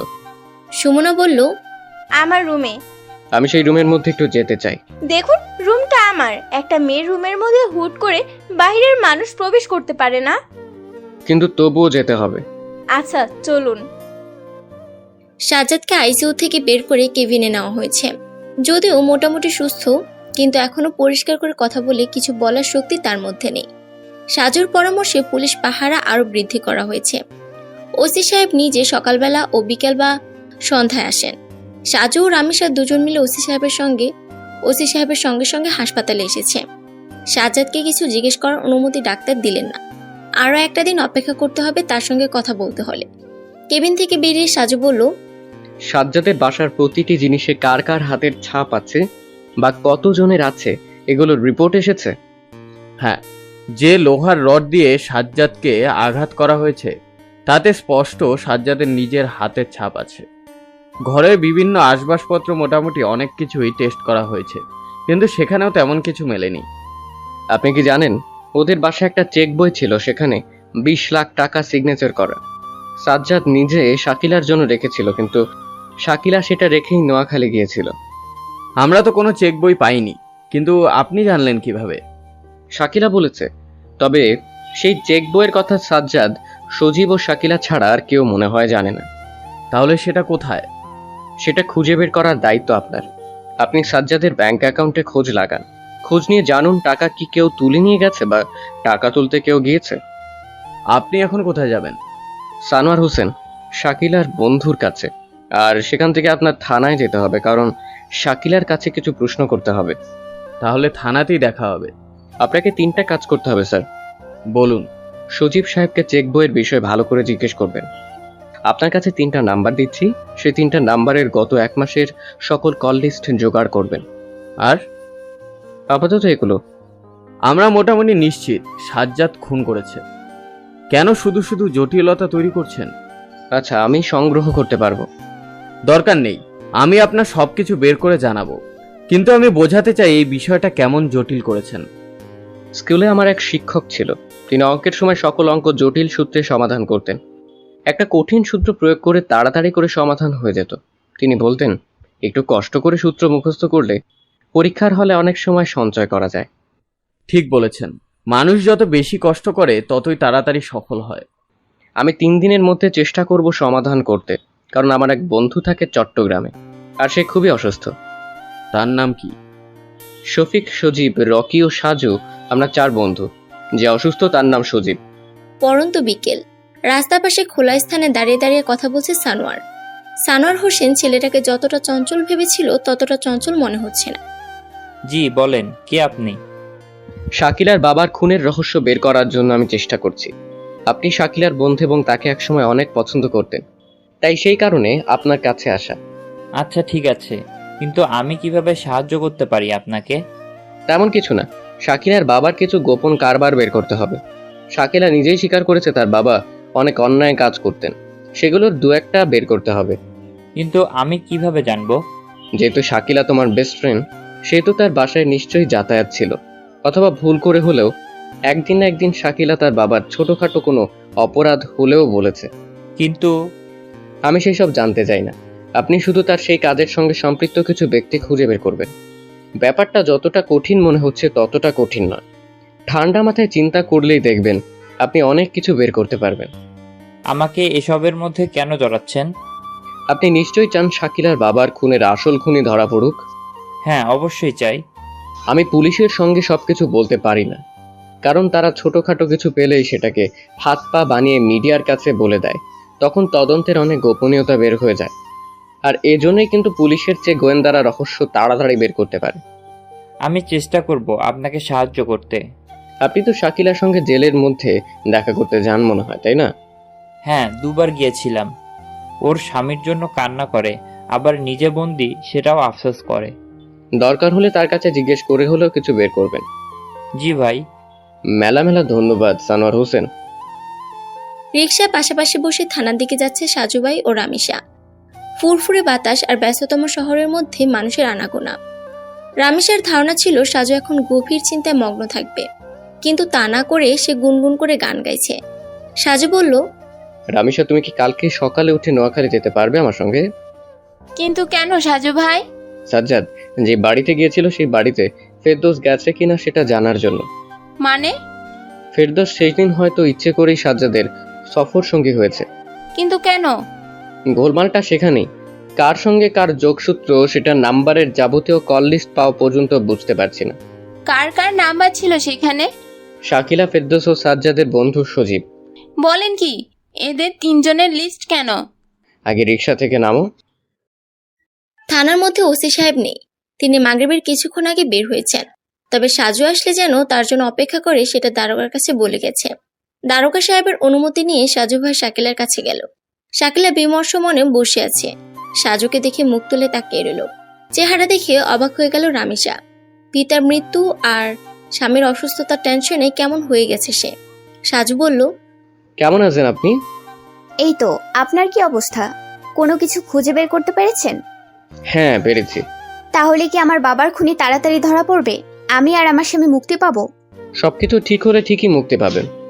অনেক ধন্যবাদ। একটা কথা বলবো? বলেন। আপনি আমার সঙ্গে অনেক কিছু মিথ্যে বলেছেন, আবার অনেক কিছু গোপন করেছেন। এর কারণ কি? কি মিথ্যে বলেছি আর গোপন করব কেন? সজীব সাহেবকে নিয়ে আপনার আর সাজ্জাদের মধ্যে কোনো ঝামেলা ছিল? সত্যি করে বলেন তো, সেদিন রাতে আপনাদের বাসায় সাজ্জাদ, সজীব সাহেব আর আপনার বাবা ছিল, তাই না? আপনি আমার কাছে এসব লুকিয়ে ঘটনা ঘুরিয়ে দিতে চাইছেন, তাই না? এই জন্যই সাজ্জাদ তার চিঠির শেষে লিখেছিল, তুমি কেন এমনটা করলে সেটা জানতে পারি নাই। শাকিরা ম্যাডাম, আপনি রাগ করবেন না। আমি মাঝে মাঝে অদ্ভুত কিছু প্রশ্ন করে অবাক করার চেষ্টা করি। আমি ভাবছি অন্য কিছু। এভাবে সম্পূর্ণ দোষারোপ করে কথা বলা ঠিক না সাজু ভাই। সবসময় ফাজলামো করা ঠিক না।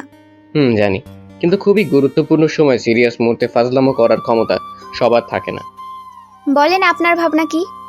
সাজ্জাদ সাহেবের সেবার করার জন্য এই মুহূর্তে আপনাকে খুব বেশি দরকার। সে আপনাকে যায় কাছে পেত, তাহলে মানসিকভাবে সে অনেকটা সুস্থ হয়ে যেত। কিন্তু আমি কি করব বলেন? সেদিন রাগের মাথায় মাকে কিছু কথা বলেছি। মা সেই কথার জন্য আমার নামেও মামলা করবে ভাবিনি। পৃথিবীতে আমরা অনেক কিছু ভাবি না, কিন্তু সেটা প্রকৃতি আমাদের সঙ্গে করে। আবার অনেক কিছু কল্পনাও করি না, কিন্তু সেটাই জীবনে হাজির হয়ে যায়। আমি চেষ্টা করব আপনাকে জমিনে মুক্ত করা যায় কিনা, যেহেতু আপনি খুনের সময় নোয়াখালী ছিলেন। তাছাড়া সন্দেহের তালিকায় সবার উপরে সাজ্জাদ। ও কথা বলবেন না। আমি জানি সাজ্জাদ আমার বাবাকে খুন করেনি। সাজ্জাদ খুন করতে পারে না সাজু ভাই, কারণ বাবা যদিও চাকরির মধ্যে কিছু দুর্নীতি করতেন, কিন্তু সাজ্জাদ কখনো বাবাকে অসম্মান করে গালি দিয়ে কথা বলে নাই। সামনে বা পিছনে কখনো বলে নাই, বরং সব সময় বলতো আল্লাহ তাকে জ্ঞান দিক। দেখুন, রহস্যের সমাধান নিয়ে আমি এগিয়ে যাচ্ছি। সাজ্জাদ সাহেব সুস্থ হলে তার বক্তব্য থেকে অনেক কিছু পাওয়া যেত। সেদিন রাতে সে কখন বাসায় গেছে, কিভাবে আহত হয়ে গেছে। সাজ্জাদ কি কথা বলতে পারে? না, তবে বিপদমুক্ত। এ পর্যন্ত কোনো আলামত পাওয়া গেছে যেগুলো দিয়ে সামনে বাড়াবেন? হ্যাঁ, পেয়েছি। 60% বের হয়ে গেছে। আজকে কিছু নাম্বারের কল লিস্ট আসবে, তারপর সেখান থেকে আরো 20% পাওয়া যাবে। তারপর বাকিটা আমি বের করে নেব। কাকে কাকে সন্দেহ হয়? সজীব সাহেব, ফেরদৌস, উকিল সাহেব, বাড়ির মালিক ইত্যাদি। ফেরদৌস তো আমার সঙ্গে ছিল, আর সজীব ভাই আমাদের সবচেয়ে বিশ্বস্ত ব্যক্তি। এটা আমার সন্দেহের তালিকা। পরীক্ষার সময় অনেক ক্ষেত্রে সাজেশনে 80% প্রশ্নটাও কমন পড়ে যায়। কিন্তু সজীব ভাই সকালবেলা আমাকে যখন বললেন আপনারা তাকে সন্দেহ করছেন, তখন আমার লজ্জা লেগেছে। লজ্জা কেন? আমরা কিছু তথ্যের জন্য তাকে সন্দেহ করতেই পারি। এতে করে আপনার বা তার লজ্জিত হবার কারণ কি? আপনি সজীব ভাইকে সন্দেহের তালিকা থেকে বের করে রাখুন। তিনি আমার বাবাকে খুন করে নাই, আমি জানি। আপনার স্বামীর বন্ধুর প্রতি আপনার বিশ্বাস মুগ্ধ করেছে আমাকে। তবুও আমি আমার সন্দেহের তালিকা আমার কাছে রাখি। আমার মা বোন কেমন আছে? তারা কেউ যখন খোঁজ নেয় না তখন খুব খারাপ লাগে। আশা করি খুব দ্রুত আপনার জীবন থেকে সব বিপদ কেটে যাবে। ধৈর্য ধরুন। রাত আনুমানিক 10:30। ডিনার করে বাসার সাথে হাঁটছে সাজু। মাথার মধ্যে কয়েকটা মানুষের মুখ ভাসছে। সবকিছু কেমন যেন কুয়াশার মতো মনে হচ্ছে। দূর থেকে অন্ধকার, কিন্তু সামনে এগিয়ে গেলে কিছুটা হলেও পরিষ্কার দেখা যাচ্ছে। কুয়াশার মধ্যে যেমন অনেক দূরের পথ দেখা যায় না, এই রহস্যের অবস্থা ঠিক তাই। এখনই বোঝা যাচ্ছে না অনেক সামনে কি আছে। চোখের সামনে যা ঘটছে তাই দেখে পথ চলতে হচ্ছে সামনে। সাজুর ধারণা খুব শীঘ্রই কুয়াশা কাটতে শুরু হবে। হুট করে সূর্যের আলোতে উজ্জ্বল হয়ে যাবে সবকিছু, ধরা পড়বে আসল খুনি। সজীবের প্রতি এখন পর্যন্ত সবচেয়ে বেশি সন্দেহ হচ্ছে। তার সঙ্গে সাজ্জাদের খুব বেশি ভালো সম্পর্ক ছিল ঠিকই, কিন্তু সজীব মাঝে মাঝে খুব অন্যায়জনিত কাজ করত, যেগুলো সাজ্জাদ মেনে নিত কিন্তু খুশি হতো না। মোবাইল বেজে উঠল। স্ক্রিনে অপরিচিত নাম্বার দেখে তাকিয়ে রইল সাজু। একদম শেষ মুহূর্তে রিসিভ করে শান্ত গলায় বলল, আসসালামু আলাইকুম। অপর দিক থেকে মেয়েলি কণ্ঠে বলল, ওয়ালাইকুম আসসালাম সাজু ভাই, আমি সুমনা। শাকিলা আমার বড় আপু, আপনার সঙ্গে আজ আমাদের কথা হয়েছে। ও আচ্ছা, তুমি বলো। আচ্ছা, তুমি আমার নাম্বার পেলে কোথায়? কি যে বলেন সাজু ভাই, আপনি অনলাইন জগতের মধ্যে মোটামুটি পরিচিত। সাজু ভাই হিসেবে আপনাকে অনেকেই চেনে। আপনি ব্যক্তিগতভাবে গোয়েন্দা হলেও আপনার লেখালেখি আপনাকে বেশি পরিচিত করেছে। কিন্তু আমার মনে হচ্ছে তুমি নাম্বারটা অন্য উপায় সংগ্রহ করেছো। আমি এইমাত্র আপুর সঙ্গে দেখা করে বাসায় এসেছি। আপুর কাছে আপনার নাম্বার নেই, কিন্তু আপু আপনার লেখালেখি সম্পর্কে বললেন, তাই বাসায় এসে ফেসবুকে সার্চ করলাম। তারপর তো দেখলাম আপনার অনেক পরিচিত ও সুনাম। তারপর পেজ থেকে নাম্বার নিলাম। তবে আমি চাইলেই ফেরদৌস নামের ছেলেটার কাছ থেকে নিতে পারতাম, কারণ আপু বলেছিল আপনাকে নাকি ফেরদৌস নিয়ে এসেছে, তাই তার কাছে অবশ্যই নাম্বার আছে। বুঝলাম। তাহলে নিলে না কেন? সাজু ভাই, সত্যি বলতে ফেরদৌস ছেলেটার প্রতি আমার কেমন সন্দেহ হচ্ছে। লোকটা খুব অতিরিক্ত বাড়াবাড়ি। আপুর সঙ্গে পরিচয় করিয়ে দেওয়ার পর থেকে তার যাবতীয় কর্মকাণ্ড ফেলে রেখে আপুর পেছনে পড়ে আছে। হ্যাঁ, বিষয়টা আমাকেও ভাবাচ্ছে। সে আপুর সঙ্গে যা যা করতো সবকিছু আমার কাছে কল দিয়ে বলতো। বাবার খুনের পরও সে বারবার কল করতো। কেমন অদ্ভুত লাগে। আবার নিজেই বেশি ভালো হবার জন্য আপনাকে ডেকে নিয়ে এসেছে। যদি সে অপরাধের সঙ্গে জড়িত থাকে তাহলে যেন কোনোভাবেই তাকে সন্দেহ করা না হয়। তোমার ধারণা ঠিক। আমি ভাবছিলাম তার গ্রামের বাড়িতে যাব, সেখানে গিয়ে খোঁজ নিয়ে কিছু তো কথা জানা দরকার। ফেরদৌসের বোনের মৃত্যুর সঙ্গে কোনোভাবে সাজ্জাদ কিংবা তোমার বাবার কোনো হাত আছে কিনা কে জানে। দুলাভাই হবে না সাজু ভাই, কিন্তু বাবার হতেও পারে, কারণ তার সঙ্গে শহরের খারাপ কিছু মানুষ যোগাযোগ করত। ফেরদৌসের কথা অনুযায়ী তার বোনের স্বামী ছিল নেশা করত। এখন সেই কারণে কোনো যোগাযোগ নিশ্চয়ই হতে পারে। মেলা মেলা ধন্যবাদ সুমনা। মায়ের সামনে সাজ্জাদ ভাইকে ছাড়া আর কাউকে বাবার খুনি বলতে পারি না। মায়ের সম্পূর্ণ ধারণা যে বাবাকে খুন করেছে সাজ্জাদ ভাই, কিন্তু আমার ধারণা আসল খুনি দিব্যি ভালো আছে। তুমি চিন্তা করো না, আমি যেভাবেই হোক এই রহস্যের সমাধান করব। তোমার মাকে সান্ত্বনা দেবার দায়িত্ব তোমার। মাঝে মাঝে হাসপাতালে গিয়ে গোপনে সাজ্জাদকে দেখে এসো। থানায় গিয়ে বোনের সঙ্গে দেখা করবে। এই মুহূর্তে সম্পূর্ণ পরিবারের সবাইকে আলাদা করে শান্তি দিতে পারবে তুমি। সাজু ভাই, ঠিকই বলছি সুমনা, এমন সুযোগ সবার আসে না। কিন্তু সাজ্জাদ হাসপাতালে, শাকিলা থানায়, তোমার মা অসুস্থ হয়ে বাসায়। প্রতিটি মানুষের দরকার সান্ত্বনা এবং সঙ্গী। তোমাকে সেই দায়িত্ব পালন করতে হবে। দোয়া করবেন আমার বাবা যতই খারাপ থাকুক, কিন্তু আমি চাই তার খুনি শাস্তি পাক। অবশ্যই পাবে। একটা প্রশ্ন করব সাজু ভাই? হ্যাঁ করো। রুহিকে? কেন? আর তুমি তার কথা কিভাবে জানো? আপনার কাছে কল করার আগে আমার একটা বান্ধবী কল করেছিল।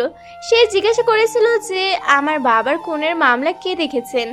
যখন বললাম সাজু ভাই, সে প্রচুর অবাক হয়ে গেল। কেন? আপনার পরিচিত পাঠিকা, সে আপনার সঙ্গে দেখা করত, কিন্তু এখন দেশের বাহিরে। ও আচ্ছা। আপনার কাছে একটা কথা জিজ্ঞাসা করতে বলে দিয়েছে। কি কথা? সে বলল সাজু ভাইকে জিজ্ঞাসা করে বলবে তার বন্ধু সজীবের কি খবর, আর রুহি কেমন আছে।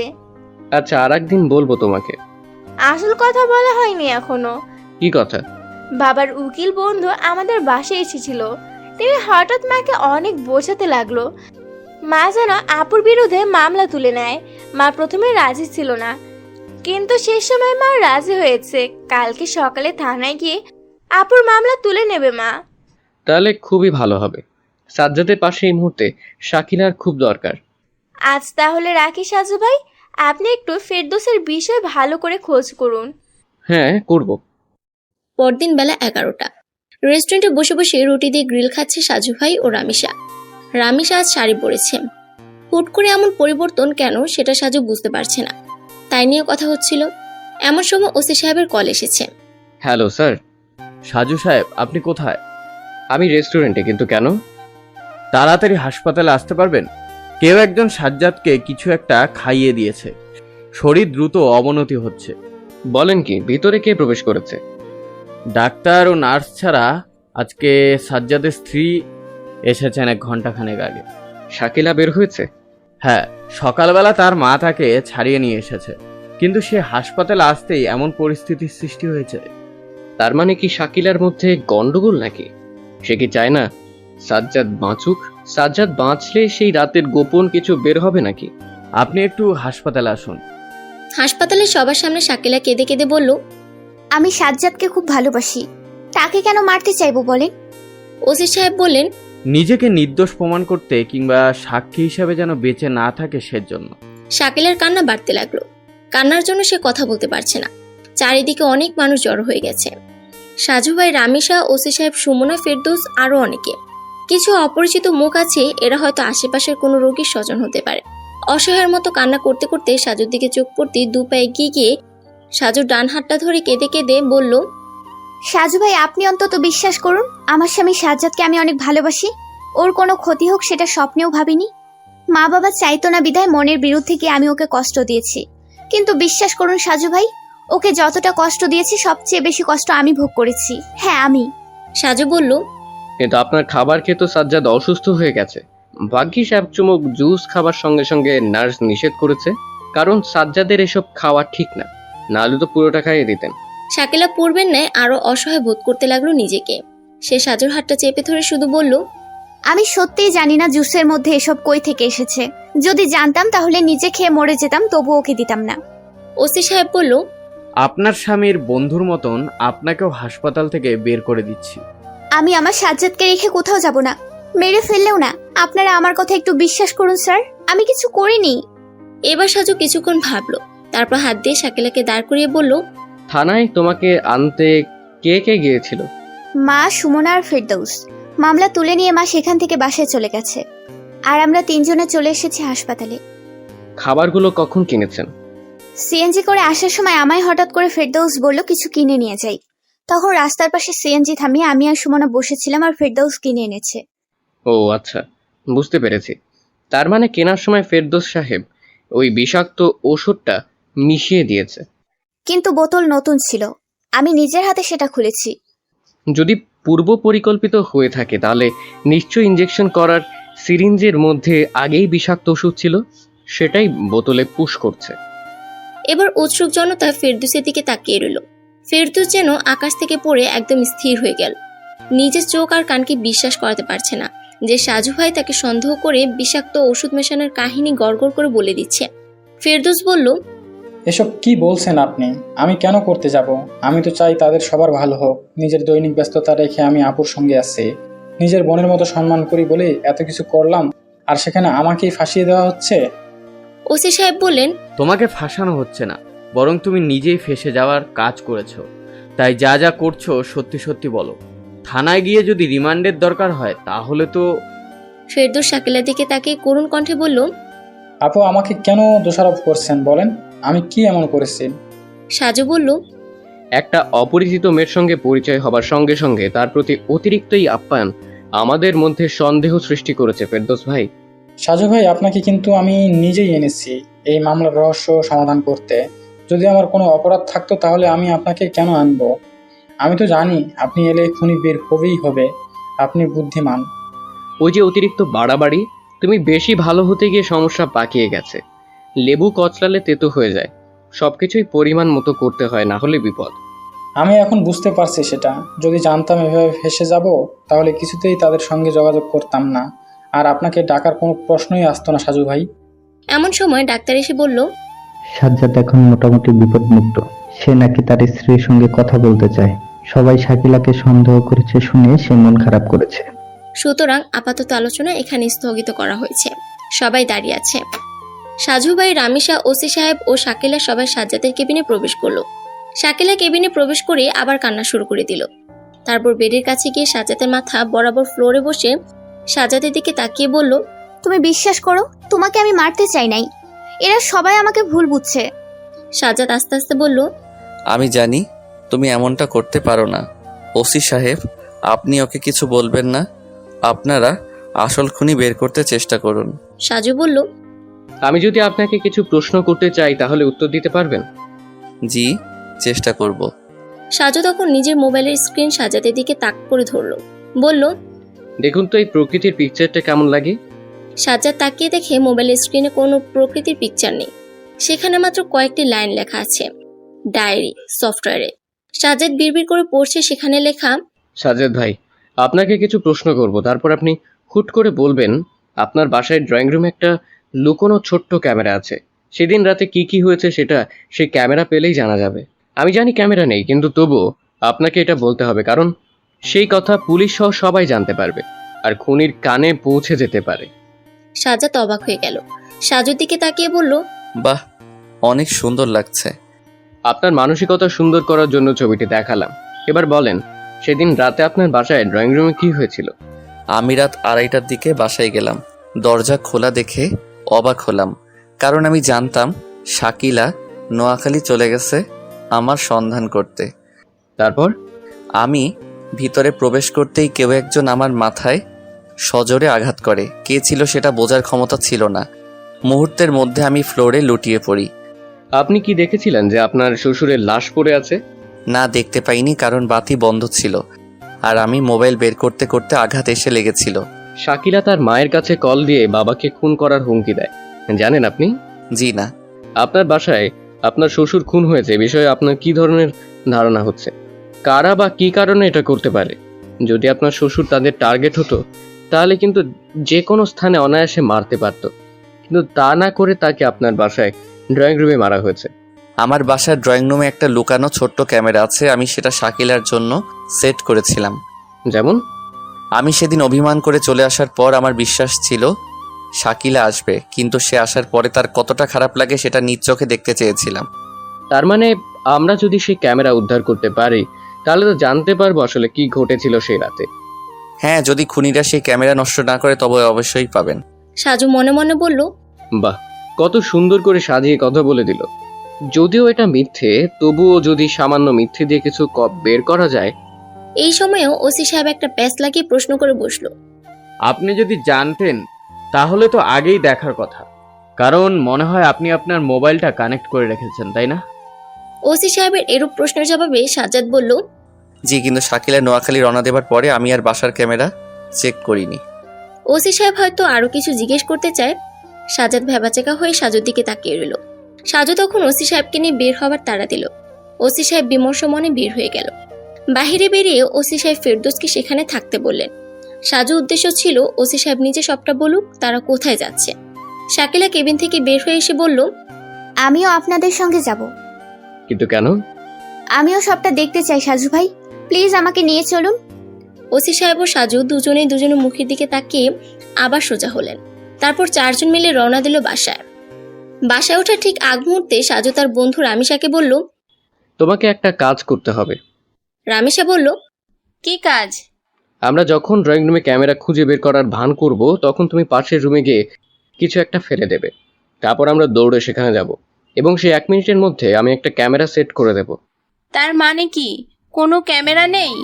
না, নেই। ওটা সাজ্জাদ মিথ্যে বলেছে, কারণ আমি তাকে বলতে বলেছি। সিঁড়ি বেয়ে ওঠার সময় সাজু মোবাইল বেজে উঠল। সাজু মোবাইল বের করে দেখে শাকিলার বোন সুমনা কল করেছে। সাজু রিসিভ করে বলে, হ্যাঁ সুমনা, বলো। সাজু ভাই, আপনারা কোথায়? আমরা তোমার আপুর বাসায়। সাজ্জাদ নাকি ড্রয়িং রুমে একটা ক্যামেরা লুকিয়ে রেখেছে কোনো কারণে। আজ হয়তো সেটা খুনি ধরার কাজে অনেক সাহায্য করবে। মানে? চমকে গেলে কেন সুমনা? কই না তো, কেন চমকাবো? চমকানোর কারণ তো অবশ্যই আছে। বড় আপুর চাবির গোছা থেকে চাবি সরিয়ে রাখা, তারপর সেই চাবি অন্য কারো কাছে দেওয়া, এতগুলো টাকার সই করা চেক বই। কি বলছেন এসব? সাজ্জাদের জুসের বোতলে বিষাক্ত ওষুধ মেশানোর কাজটা খুনি খুব ভালো করে করেছে। মানতে হবে তার অনেক বুদ্ধি আছে, কারণ এমন নিখুঁত কাজ সহজে করা যায় না। সাজু ভাই, আমি কিছুই করিনি। শাকিলাপুর কাছ থেকে চাবি নিয়েছি ঠিকই, কিন্তু আমি বাবাকে খুন করিনি। আমি তো তোমাকে বলিনি, তুমি কেন শুধু শুধু এসব বলছো? তাহলে ওভাবে কথা বললেন কেন? আপনার নিশ্চয়ই আমাকে সন্দেহ হচ্ছে, নাহলে কেন এমন প্রশ্ন করলেন? আমি তো সবাইকে সন্দেহ করি সুমনা। তোমার আপু, দুলাভাই, সজীব সাহেব, ফেরদৌস, এরা সবাই আমার সন্দেহের তালিকায় আছে। আমি আপনার সঙ্গে এখনই দেখা করতে চাই সাজু ভাই, সত্যি বলছি আমি কিছুই করিনি। তাহলে তোমার বোনের বাসায় চলে এসো, আমরা সবাই সেখানেই আছি। সাজু মোবাইলের কথা শুনে শাকিলা ও ওসি সাহেব দুজনেই তাকিয়ে রইল। সাজু কিছু না বলে চুপচাপ উপর উঠতে লাগলো। তার সঙ্গে সঙ্গে উঠে যাচ্ছে বাকিরা। দরজা খুলে বাসায় প্রবেশ করলো সবাই। সাজু তখন চারিদিকে তাকিয়ে খুঁজতে লাগলো। রামিসা ঠিকই পাশের রুমে গিয়ে একটা গ্লাস ফেলে দিল। ওসি সাহেব ও শাকিলা সেদিকে গিয়েছে ঠিকই, কিন্তু সাজু কোনো ক্যামেরা স্থাপন করে নাই। ড্রয়িং রুম থেকে বেডরুমে গিয়ে চারিদিকে তাকিয়ে অস্বাভাবিক কিছু খোঁজার চেষ্টা। তেমন কিছু এলোমেলো চোখে পড়ে নাই। ওসি সাহেব মনে হয় বেশি আশাহত হয়ে গেছে, কারণ সমস্ত ফ্ল্যাট তন্ন তন্ন করে কোথাও ক্যামেরা পাওয়া যায় না। রামেশা নিজেও অবাক হলো, কারণ তাকে যে দায়িত্ব দেওয়া হয়েছে সে সেটা পালন করেছে। তাহলে সাজু ভাই কেন তার কাজটা করে নাই? নাকি নতুন কোনো পরিকল্পনা? ওসি সাহেব একবার জিজ্ঞেস করেছিলেন তখন সুমনার সঙ্গে কি নিয়ে কথা হয়েছে। সাজু বলল, যে সুমনা আসলেই সবকিছু বলবে। আপনি একটা কাজ করেন ওসি সাহেব। কি কাজ? হাসপাতালে কল দিয়ে ফেরদৌসকে সঙ্গে নিয়ে একজন পুলিশকে আসতে বলেন। যেহেতু এখানে সবকিছু ঘটেছে, সেহেতু এখানেই সকল সমস্যার সমাধান করে দেয়। সুমনা এসেছে। তার সমস্ত চোখে মুখে লেপ্টে আছে চিন্তার ছাপ। সোফায় বসে সাজু সুমনার দিকে তাকিয়ে বলল, এত তাড়াতাড়ি চলে এলে? বাবার খুনি কে জানা গেছে? না, এখনো জানা যায়নি, তবে আজকেই জানা যাবে, চিন্তা করো না। ক্যামেরা পাওয়া গেছে? না, আমি সানোয়ার হোসেন মানে শাকিলার বন্ধুকে এখানে আসতে বলেছি। তিনি এলেই আসল খুনি বের হয়ে যাবে। শাকিলা যেন চমকে গেল, বলল, সানোয়ার সে এখানে কিভাবে আসবে? সাজু বলল, অবাক হবার কিছু নেই। আপনার বাবার কিছু অবৈধ কাজের সঙ্গীদের লিস্ট তৈরি করে ফেলেছে সানোয়ার। তার সেই লিস্টের মধ্যে আসল খুনি আছে। সে আসুক, ততক্ষণ পর্যন্ত অপেক্ষা করতে হবে। সবাই যেন থমথমে। একটু পরে দরজা দিয়ে প্রবেশ করলো ফেরদৌস ও একজন পুলিশ। ফেরদৌস যেন আরো বেশি চিন্তিত হয়ে গেছে। একটু পরে সানোয়ার হোসেন প্রবেশ করলো। সাজু ভাই সুমনার দিকে তাকিয়ে বলল, তুমি তোমার আপুর চাবির গোছা থেকে কখন চাবি চুরি করেছো? আমি চুরি করিনি, চাবি নিয়েছিল বাবা। বাবা যখন দারোয়ানের কাছে চাবি দিতে গেল তখন সে একটা চাবি লুকিয়ে রাখে, তারপর বাকি দুটো দারোয়ানের কাছে দিয়ে আসে। কিন্তু আমার চোখে ধরা পড়ে। আমি বাবার কাছে জিজ্ঞাসা করলাম, তখন বাবা আমাকে ধমক দিলেন আর বললেন এই কথা যেন কেউ না জানে। তিনি সাজ্জাদ ভাইকে উচিত শিক্ষা দিবেন। শাকিলা বলল, তাহলে তুই পরদিন সকালে আমাকে বলিসনি কেন?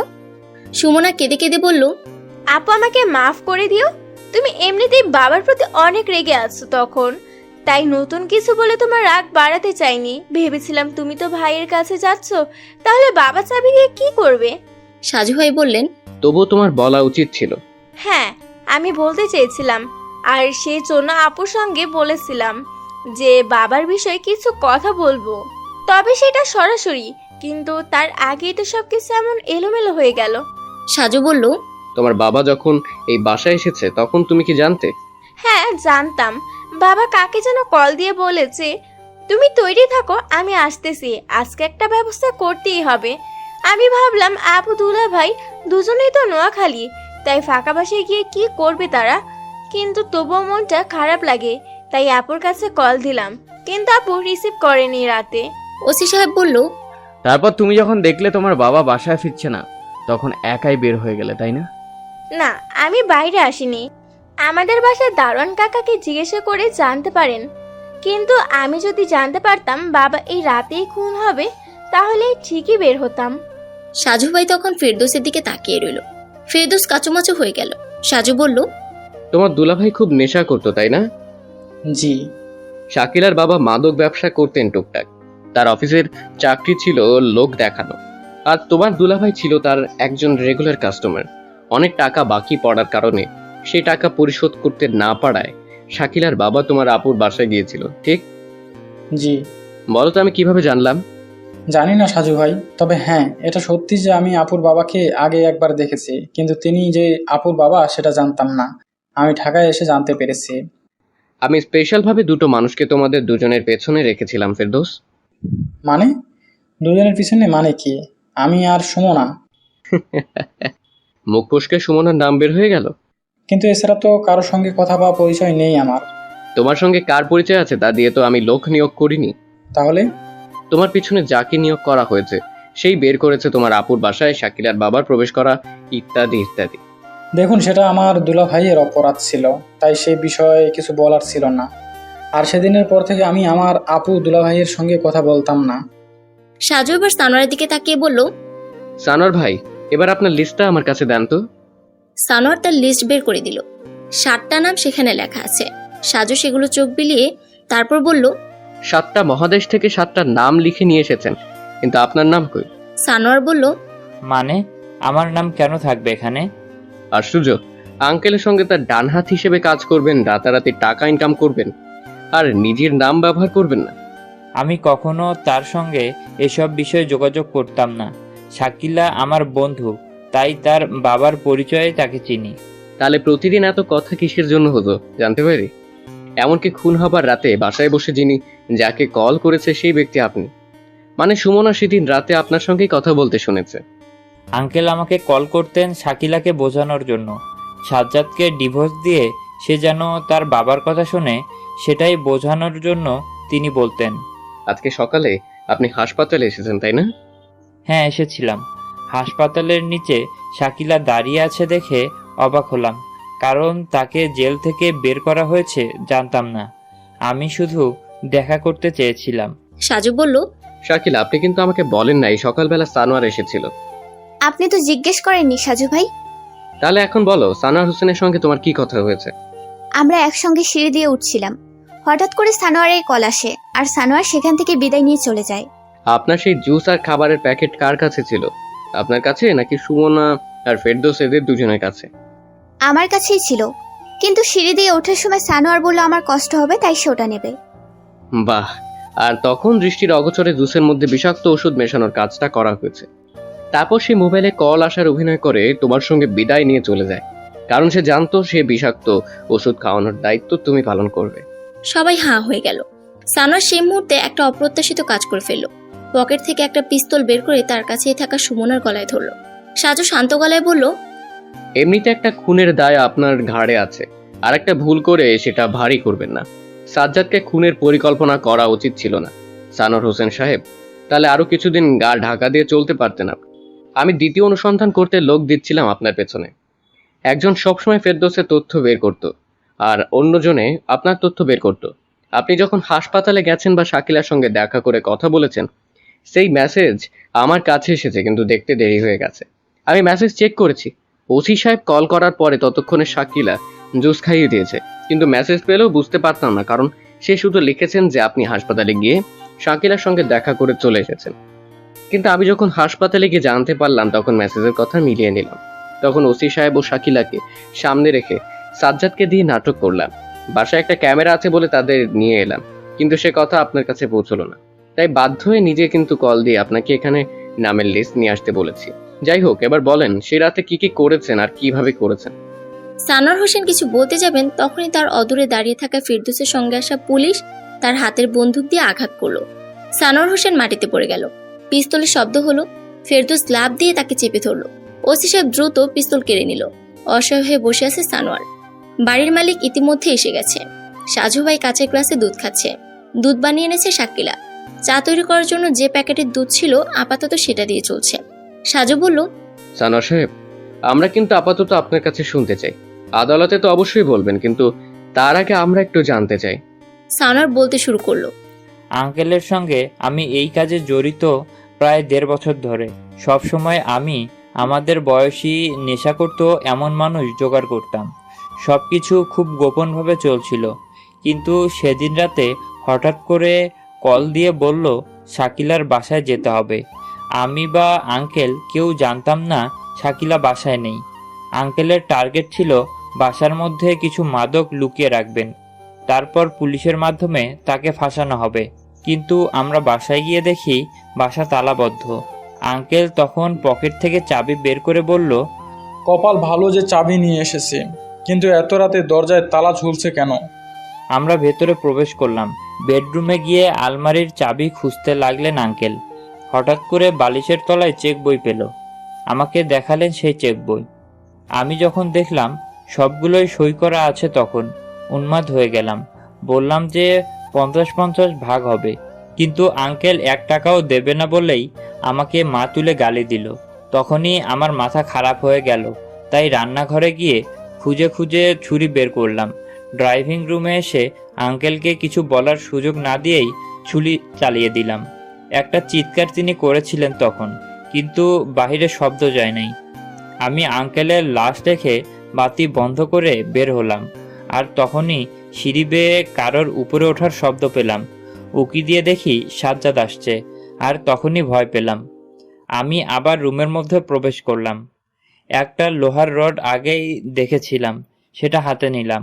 সাজ্জাদ প্রবেশ করতেই তাকে আঘাত করি। সাজ্জাদ মাটিতে লুটিয়ে পড়ে। তারপর সেই ছুরি ও রডের মাধ্যমে আমার হাতের ছাপ মুছে নিলাম, আর সাজ্জাদের হাতের ছাপ দিয়ে দিলাম।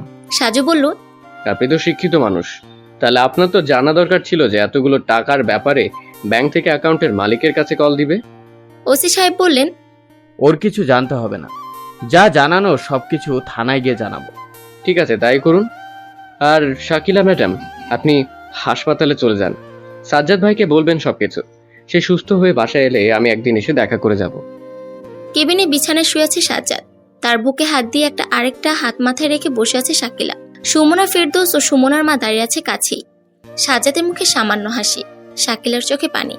সে কাঁদছে। তার এক চোখে বাবা হারানোর যন্ত্রণা, আরেক চোখে স্বামী সুস্থ হবার আনন্দ।